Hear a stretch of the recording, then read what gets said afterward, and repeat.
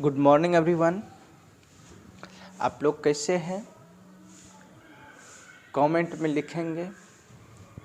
और जैसा कि आप लोग जान रहे हैं कि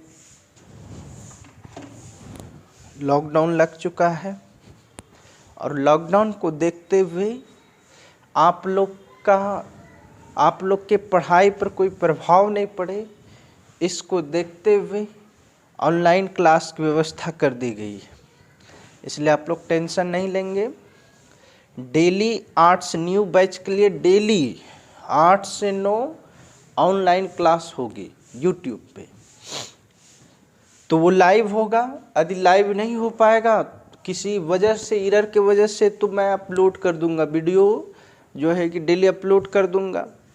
और फिलहाल लाइव क्लास 8 से 9 होगी डेली। तो अब हम लोग चलते हैं सिलेबस की ओर, ठीक है। तो सिलेबस में हम लोग पढ़े थे, स्टार्ट किए थे कौन सा वॉल्यूम? Second volume. और सेकेंड वॉल्यूम में हम लोग पढ़ रहे थे क्या? ऑप्टिक्स। तो ऑप्टिक्स में हम लोग फर्स्ट टॉपिक पढ़े थे reflection of light and mirror. और सेकेंड टॉपिक जो स्टार्ट किए थे refraction of light and lens. तो अब आगे इसमें पढ़ते हैं refraction of light and lens में हम लोग सबसे पहले पढ़े थे कि रिफ्रैक्शन ऑफ लाइट होता है क्या, नहीं। फिर दूसरा चीज़ क्या पढ़े थे हम लोग कि रिफ्रैक्शन ऑफ लाइट का क्या कारण है, cause of refraction of light. Third point पढ़े थे रेयर मीडियम, डेंसर मीडियम क्या होता है। अब हम लोग आगे चलते हैं, स्टार्ट करते हैं रिफ्रैक्टिव इंडेक्स। लिखोगे हेडिंग रिफ्रैक्टिव इंडेक्स। तो रिफ्रैक्टिव इंडेक्स, इसी को हम लोग हिंदी में क्या बोलते हैं? अपवर्तनांक, ठीक है। और इसको इंग्लिश मीडियम वाले इंग्लिश में लिखेंगे और हिंदी मीडियम वाले हिंदी में लिखेंगे। तो इसको समझते हैं रिफ्रैक्टिव इंडेक्स होता है क्या। इसको समझने से पहले इसके स्टेटमेंट को लिख लीजिए।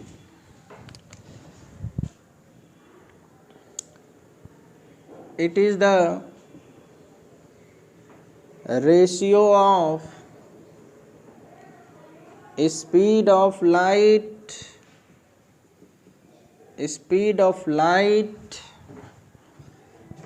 in vacuum and speed of light in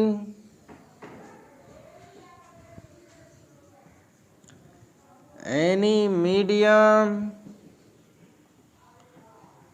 is called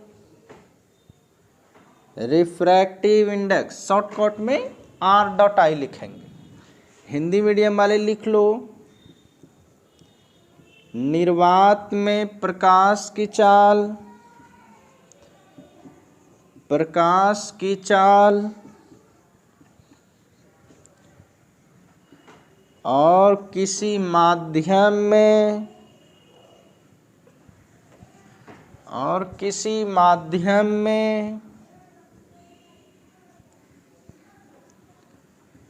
प्रकाश की चाल के अनुपात को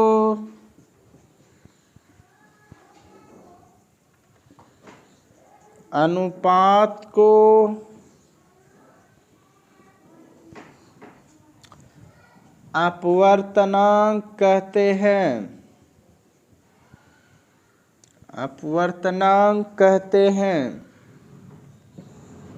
तो ये है इसका स्टेटमेंट, नहीं। डेट इज करके भी लिख ही लो।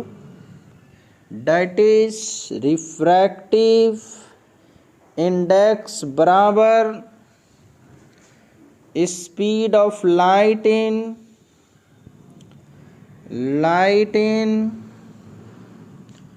वैक्यूम बटे speed of light of light in any medium.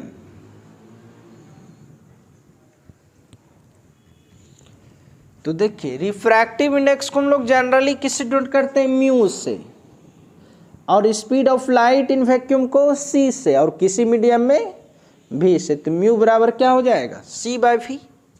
और जहां कहाँ, यहाँ जो सी लिखा है भाई 3 × 10⁻8 मीटर पर सेकेंड होता है ना। तो म्यू क्या है म्यू किसको कहेंगे, अपवर्तनांक किसको कहेंगे, निर्वात में प्रकाश की चाल और किसी भी मीडियम में प्रकाश की चाल के अनुपात को क्या कहेंगे, अपवर्तनांक कहेंगे। जैसे यहाँ c का वैल्यू कितना हमेशा फिक्स रहेगा 3 × 10⁸ मीटर पर सेकेंड, और जिस मीडियम का रिफ्रैक्टिव इंडेक्स निकालना है ऊपर तो फिक्स रहेगा, है ना।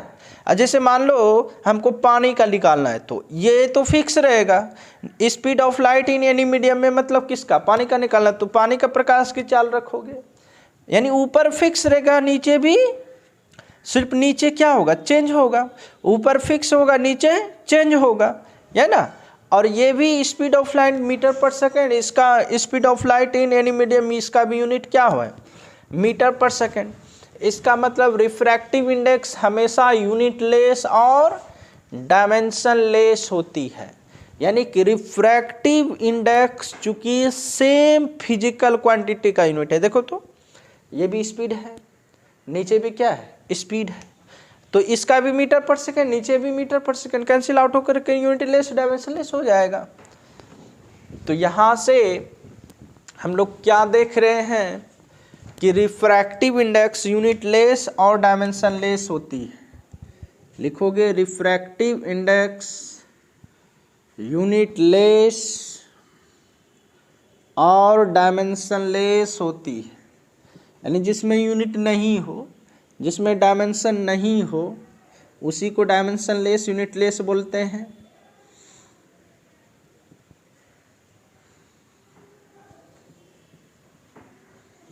लिख लीजिए। अब जैसे एग्जाम्पल के लिए, अब जैसे किसी भी मीडियम का अपवर्तनांक तुमको निकालना है, जैसे एग्जाम्पल के लिए पानी का अपवर्तनांक, पानी का अपवर्तनांक, रिफ्रैक्टिव इंडेक्स ऑफ वाटर,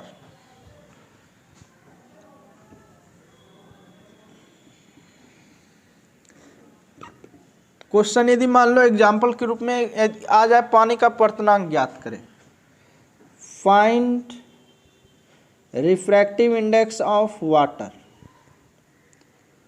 तो कैसे निकालोगे। अच्छा, अपवर्तनांक का जनरल फॉर्मूला हम लोग क्या जानते हैं, अपवर्तनांक का जनरल फॉर्मूला हम लोग क्या जानते हैं, रिफ्रैक्टिव इंडेक्स का जनरल फॉर्मूला हम लोग क्या जानते हैं, speed of light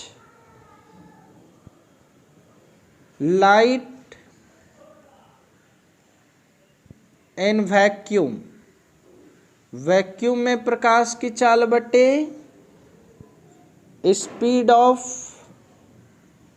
light in any medium, यही पढ़ते हैं ना, अभी जस्ट पढ़े हैं।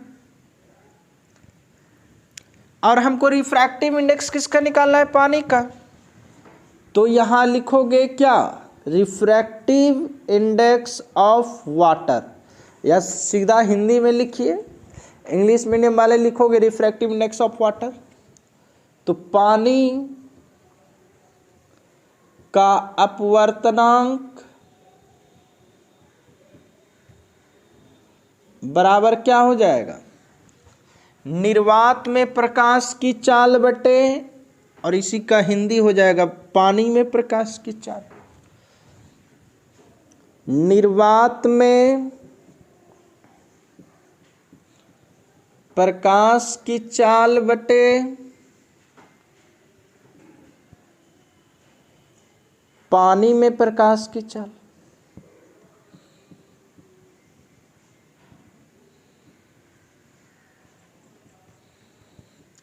अच्छा ये बताओ, किसका अपवर्तनांक निकालना है? पानी का ना। म्यू मतलब हो गया अपवर्तनांक किसका? डब्लू मतलब वाटर, मतलब पानी का। निर्वात में प्रकाश की चाल को किससे नोट करते हैं? सी से। पानी में प्रकाश की चाल को क्या लिखेंगे?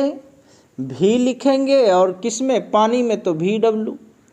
और आप लोग ये जानते हैं, क्या जानते हैं?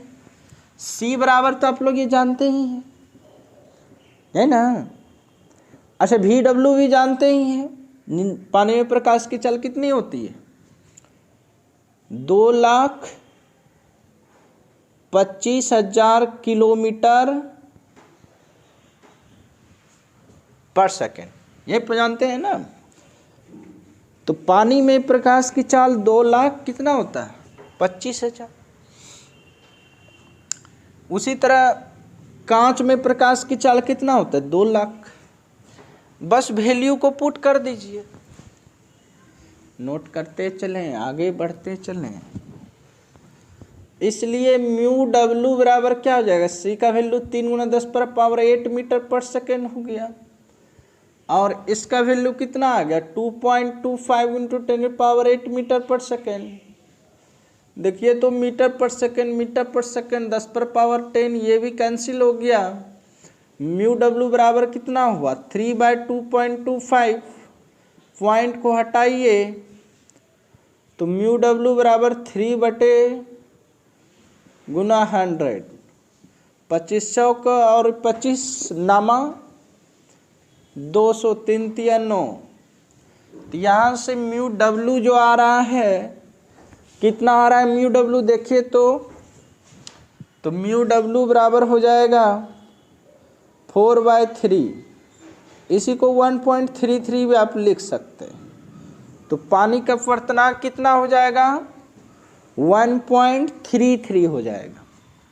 अच्छा अब दूसरा तुमसे यदि पूछ दे कि बताइए कांच का अपवर्तनांक कितना होगा, ज्ञात करें। कांच का, यह दूसरा एग्जाम्पल है, अपवर्तनांक ज्ञात करें। कांच का अपवर्तनांक ज्ञात करें तो कैसे निकालोगे? तो अभी जस्ट पढ़ा है ना, क्या किसका निकालना है? कांच का अपवर्तनांक। कांच का अपवर्तनांक बराबर क्या होता है? फॉर्मूला निर्वात में प्रकाश की चाल बटे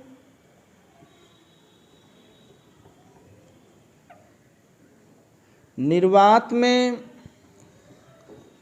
प्रकाश की चाल बटे